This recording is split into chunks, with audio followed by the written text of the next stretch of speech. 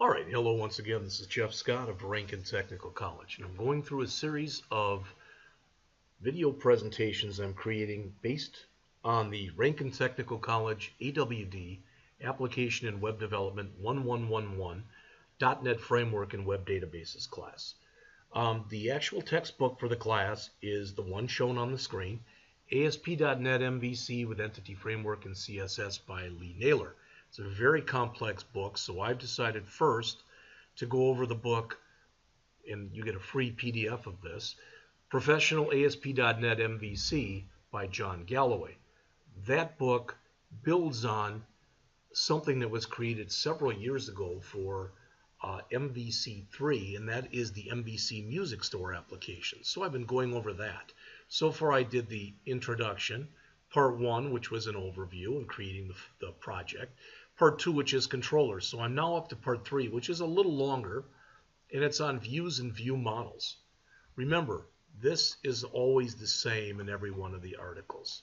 All right, so we are up to Part 3, which covers views and view models. So far, as the article says here, we've just been returning strings. All right. That's not the way you would create a real application, because there's really not a lot of interactivity that we have going on right now in this website. So we want to put some in. As it says, we want a better way to generate HTML back to browsers visiting our site. One way to do that is to use template files to more easily customize the HTML content sent back, and that's basically what a view will do for us. All right. So as it says, to add a view, we will change the home controller index method so that instead of returning a view, it will do what it did at the beginning, which is to return an action method. So we are changing the home controller index back to the way it was originally.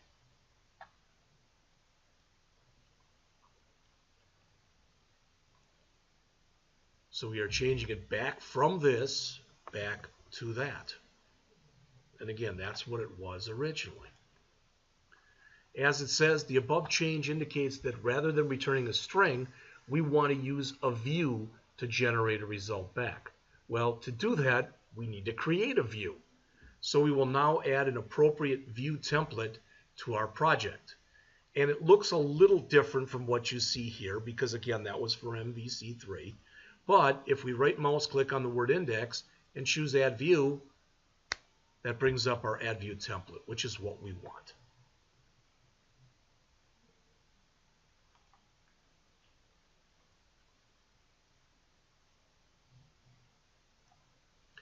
All right.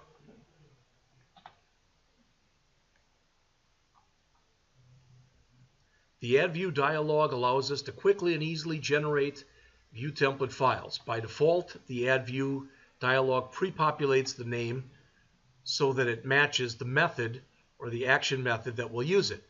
Because we use the add view, all right, with the index, it's called index. Sounds good, because that's what we want.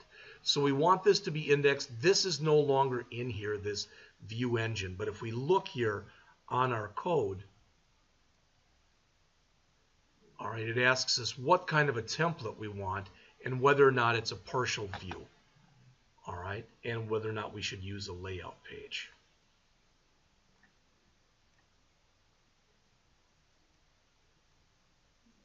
All right, according to this, we want this to be empty, which is just fine.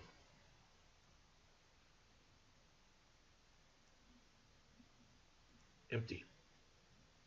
All right, the model class we're going to use, well, it's the one that we've been using, which should be our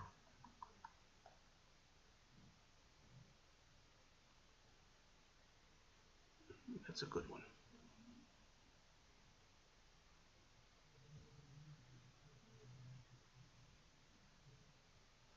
Don't know if we want anything in there. I think we can leave it empty without model, so it looks like this. All right, and we'll choose add. It says a file with this name already exists. Do you want to replace it? Let's say no, because I just want to see. Let's see. Oh, yeah, so this is our home controller. Let's double check here.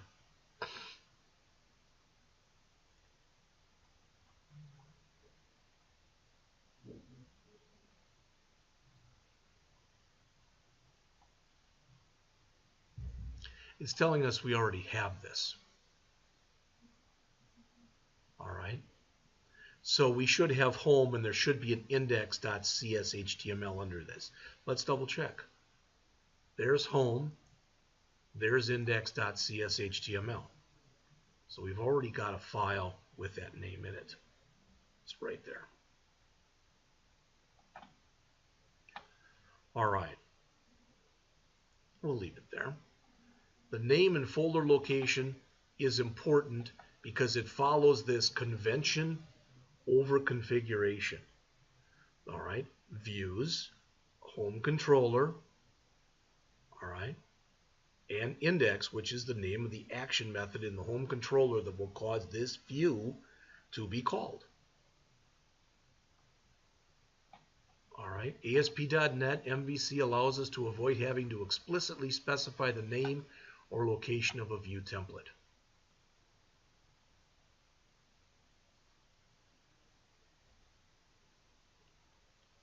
So again, when this gets called, the index method of the home controller, it calls the view with that same name in the view home file, view home subdirectory, and there it is.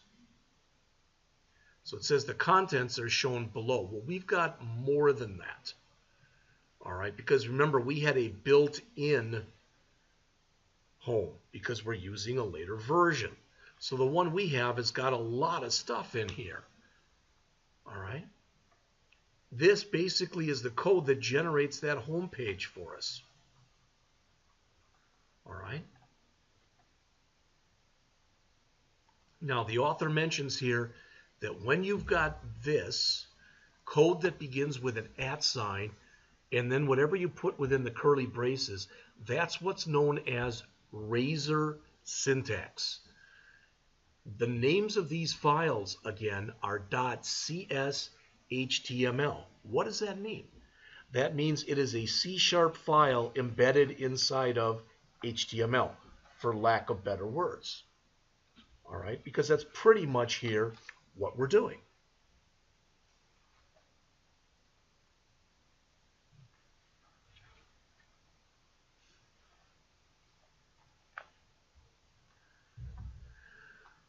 Now, this uses something that's built into MVC that's called ViewBag. ViewBag, kind of look at it as it's sort of like a big box or a big peg, whatever you want to call it, that allows us to put stuff in it. Put what in it? Anything, almost anything we want. All right. So this, we're putting a title in here that we're just calling index. And then we're saying this is the home page. Well, that's not what ours says, but if we changed ours, all right, and we put in there this is the home page, so if we changed it to this, and I'll tell you what, I'll do this. Let's copy this. Let's go to our actual page. All right, and I guess they want you to say this is the home page. So the one that you used to get in here by default had none of this stuff in here. So when you ran it, it looked just like this.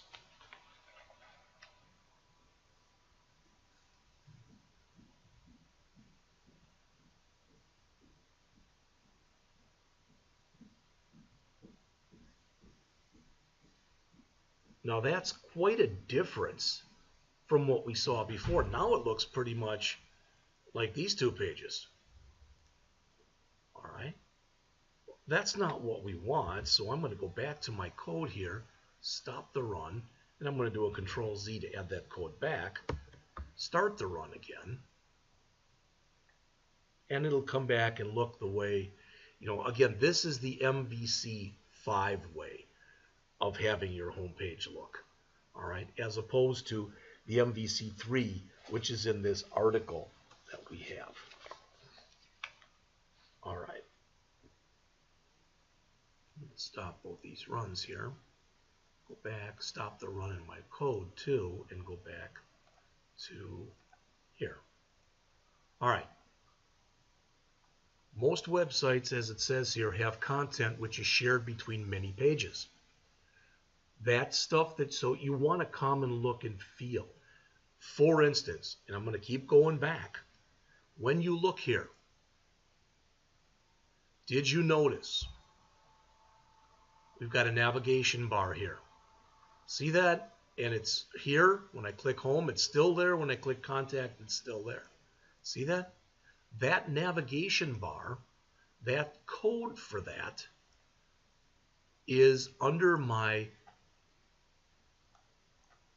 views, shared, underscore layout.cshtml. Those are those links. Now I'm going to get rid of it right away, but I'm going to say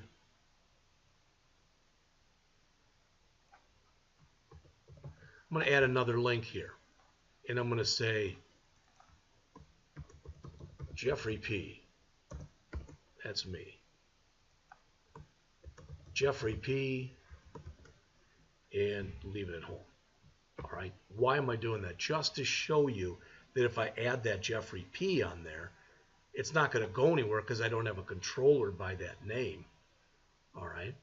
But notice what I have here now is a Jeffrey P, and I get an error because there's no controller for it to go to. All I'm trying to show you is when we go into that particular file, all right, which is under views, and it's the layout.cshtml file that's right there under shared. That's the file that is shared by all pages so that we are indeed able to come in and have a common look and feel.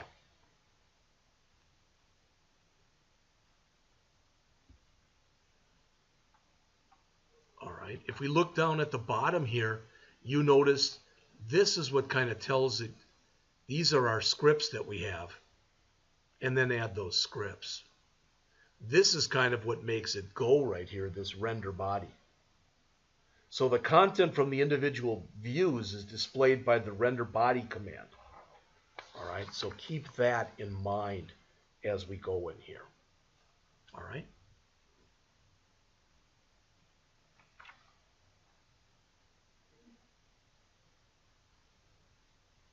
Now they want you to go in and change this, and they want it to have a different look and feel. So we're going to do that. So we're going to go into this file, double click on it to bring it up, and whoops, and then we're going to go back into here, and we're going to change that file so that it looks like this. So once we get to the doc type, the rest of it will look like this. All of our HTML that's in here. So let's go back to here. There's our doc type.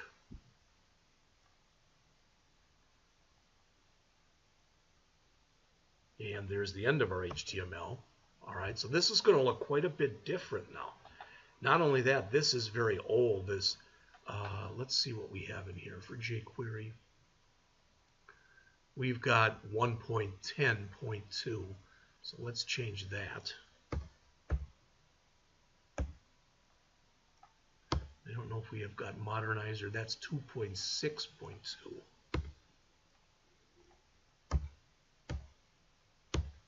All right, so let's save this. Let's run it again, and you'll notice quite a change in the look and feel of our page. It's not going to look as nice, in my humble opinion. All right. Why? Well, we haven't gone in and changed our CSS that corresponds to this. All right. So the next thing that we're supposed to do is update our style sheet.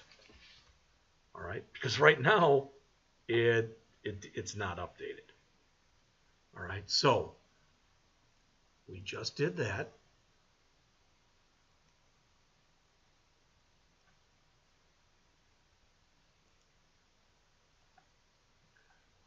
As it says, the content from our individual views displayed by render bodies. So we just added that. All right. It says we'll add that template directly above the render body statement. Well, that's pretty much, I think, what we added. Or did we add this?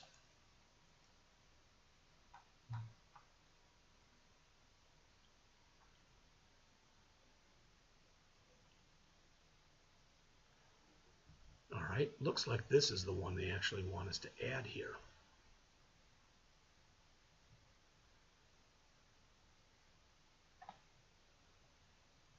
Homepage.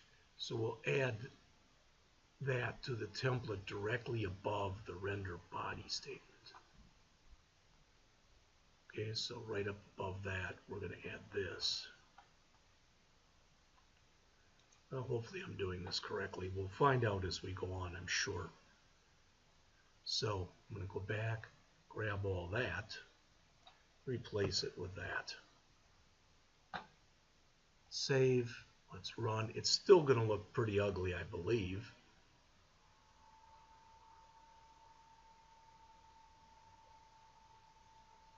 Okay, and it does, and that's okay. All right, so again, the jQuery that we want is let's stop the run, 1.10.2.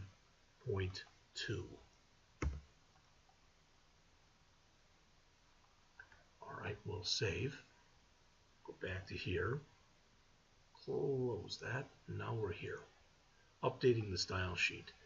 The project template contains something that is called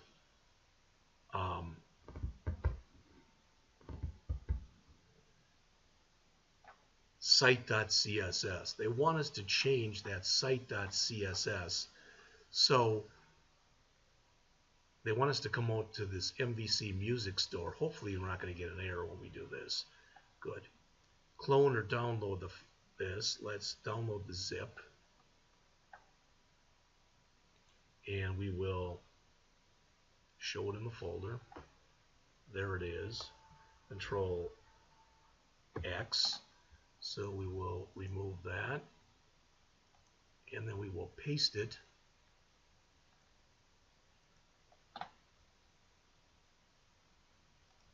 into our desktop, into our MvcMusicStore.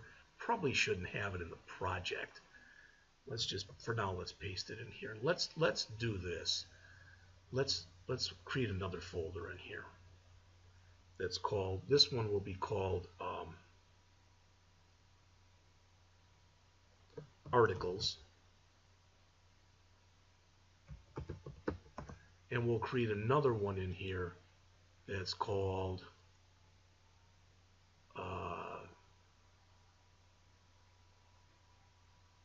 not source, but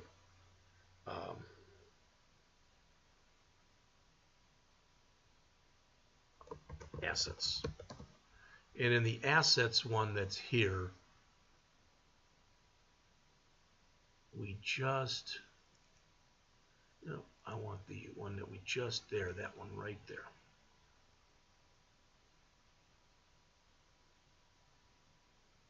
Put it in assets. We'll move it there. And I will also right mouse click and extract right here. So I've got a separate place where I'm holding that stuff. All right, so there's the master. Boom, I got all that information. All right, so I have finished parts 0. Oops, let me try that again. I am on part 3 right now, so I have finished parts 0, 1, and 2. They should be closed. I should be able to put those into articles. Move. Can't because part 2 is still open. It says.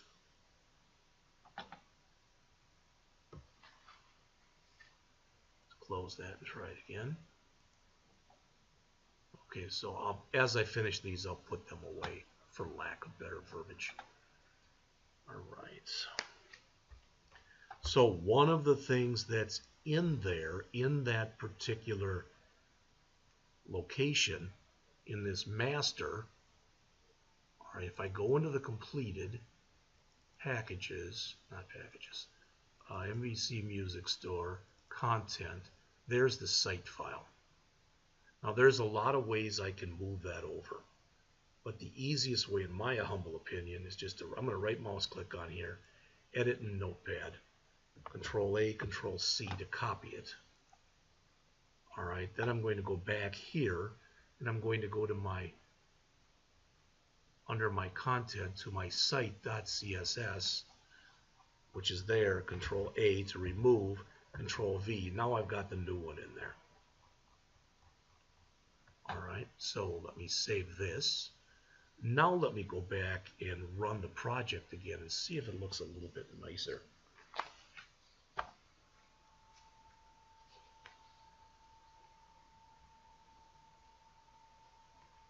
Not really.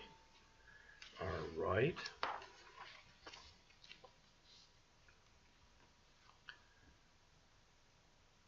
Let's just double check two things here. First, that I've saved, which should be an afterthought, that should be saved. And the other one is when I go to my home page, for lack of better words, my layout page here, content site.css.